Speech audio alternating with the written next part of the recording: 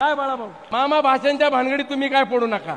जर आम्ही दोघांनी ठरवलं हातात हात घालून या तालुक्याचा विकास करायचा। मी भास्कर बाबूराव माळसकर विद्यमान आमदार सुनील अण्णा शेळके यांनी वडगाव मध्ये कुठेतरी राष्ट्रवादी पक्षाचा मेळावा किंवा वडगाव शहराचा मेळावा आयोजित केला होता आणि त्या ठिकाणी स्वबळावर लढणार असं मला वाटतं त्यांनी घोषित केलं। परंतु मला असं सांगावंसं वाटतं की आमदारांनी एकाच वेळेला दिलेले शब्द आणि आज वेगवेगळे शब्द असे बोलू नये, कारण दोन पद्धतीचा विचार जर आपण करीत असेल, कारण आज तळेगाव असेल किंवा लोणावळा असेल ह्या ठिकाणच्या निवडणुकीच्या संदर्भात अजूनही कोणती त्यांनी घोषणा केलेली नाही आणि वडगाव सारख्या ठिकाणी येऊन जी घोषणा केली, कारण काल मावळ तालुका भारतीय जनता पार्टीच्या काही कार्यकर्त्यांनी महायुतीचा धर्म पाळलेला आहे आणि महायुतीचा धर्म पाळत असताना ज्या वेळेला आपण एक स्वयंघोषित पक्षाच्या वतीने काही घोषणा करता तर त्यावेळी काही गोष्टी विचारात घेतल्या गेल्या पाहिजेत। खरं वास्तविकरित्या भारतीय जनता पार्टी आणि वडगावमधल्या 17च्या 17 वार्डामधले आमचे देखील सगळे उमेदवार आज अगदी त्यांची उद्या मुलाखत देखील आम्ही सुरू करतोय। परंतु ज्या वेळेला माजी आमदार बाळाभाऊ बेगडे आणि विद्यमान आमदार सुनील अण्णा शेळके हे एकमेकांना पूरक म्हणून काही शब्द ज्या वेळेला बोलतात तर ते शब्दांचा खऱ्या अर्थानं जर आपण या मावळ तालुक्यात जर खरं वास्तविक सर्वांगीण विकास करायचा असेल तर प्रत्येक गावामध्ये असलेल्या कार्यकर्त्यांमधली दुफळी ही कुठेतरी एकत्रित आणायची असेल तर कुठेतरी एकमेकांसंग एक दृष्टीने आपण विचारविनिमय देखील बसलं पाहिजे।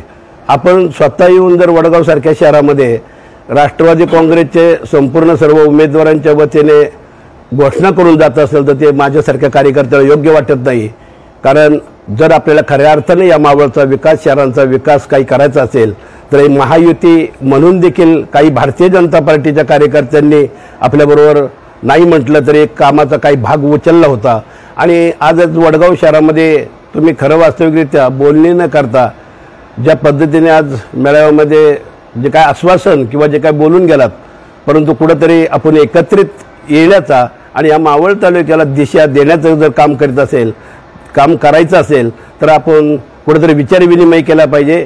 कारण आज वडगाव भारतीय जनता पार्टीच्या वतीने जर लढायचंच झालं तर ह्यामध्ये आम्ही खरं वास्तविकरित्या आमच्याबरोबर असणारे श्रीरंगाप्पा बारणे शिंदे गट शिवसेना हा देखील आमच्याबरोबर आहे।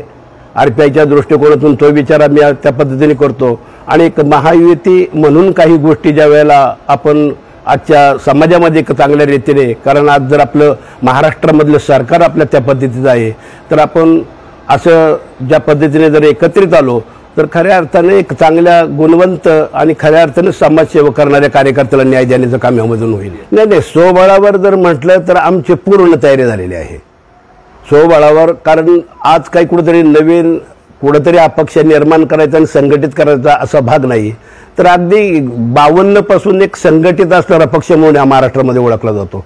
त्यामुळे तर नवीन नाविन्य हा शब्द मला वाटतं योग्य नाही, कारण इथं अगदी असणारा कार्यकर्ता असणारे संपूर्ण विचारधारणा ही राष्ट्रीय स्वयंसेवक संघापासून तर जनसंघ आणि त्यानंतर भारतीय जनता पार्टीपर्यंत ती चालत आलेली आहे। तर त्यामुळे फक्त त्याला दिशा देण्याचं आणि एकत्रित संघटित करण्याचं काम फक्त करायचं आहे, नाहीतर इथला कार्यकर्ता आणि मतदार हा पूर्ण तयारीत आहे। आणि आज वडगावच्या बाबतीत विचारसाल तर 17च्या 17 ठिकाणी देखील नगरसेवक आम्ही अगदी मुलाखतीला देखील तयार करण्यात आज आम्हाला थांबवायला लागते काही कार्यकर्त्यांना। आमच्या एका वार्डामध्ये आज 3-3, 4-4 फॉर्म आलेले आहेत। उलट आम्हाला ते कुठेतरी शांत करून ती एकजूट निर्माण करावी लागेल। उलट आज समोर परिस्थिती अशी आहे की कुठेतरी आमचा नाराज झालेला कार्यकर्ता ते शोधतात का काय हाचा प्रश्न वडगावातल्या राष्ट्रवादीचा आहे। एकंदरीत आमच्या नगराध्यक्ष पदासाठी 5 महिला इच्छुक आहेत। 5ही महिला इतक्या तत्पर आणि या समाजामध्ये अगदी म्हणजे त्यांना देखील आम्हाला सांत्वन करून सांगावं लागेल की आपण कोणतरी एक उमेदवार उभा करू म्हणून। माहिती झाली तरी त्या गावगाड्यामधलं आज पाहतो आपण निवडणुका या अर्थकारणाकडे झोकलेल्या आहेत। महायुती करण्यामागचा उद्देश की कुठेतरी असणाऱ्या स्थानिक ही कार्यकर्त्यांची निवडणूक आहे, तर कार्यकर्त्यांमधला कुठेतरी वादविवाद गेली 5 वर्ष त्यांच्याकडे टिकून राहतो। ही भावना जर मनामध्ये घेतली आणि अर्थकारणाकडे कुठेतरी उद्ध्वस्त होण्यापेक्षा एक चांगल्या पद्धतीने चांगले नगरसेवकांनी चांगले कार्यकर्ते घडवणारी ही खरी पहिली पाठशाळा म्हणावं लागेल, कारण यातूनच उद्याचा राज्यात आणि देशात जाणारा कार्यकर्ता निर्माण होत असतो। त्यामुळे एक आपण चांगल्या उद्देशाने जर एकत्रित आलो एकत्र विचार केला तर काही गोष्टीला एक चांगला समर्पक असा गुणवंत कार्यकर्ता आज या महाराष्ट्र जिल्ह्यात महाराष्ट्रात असं जाऊ शकतो.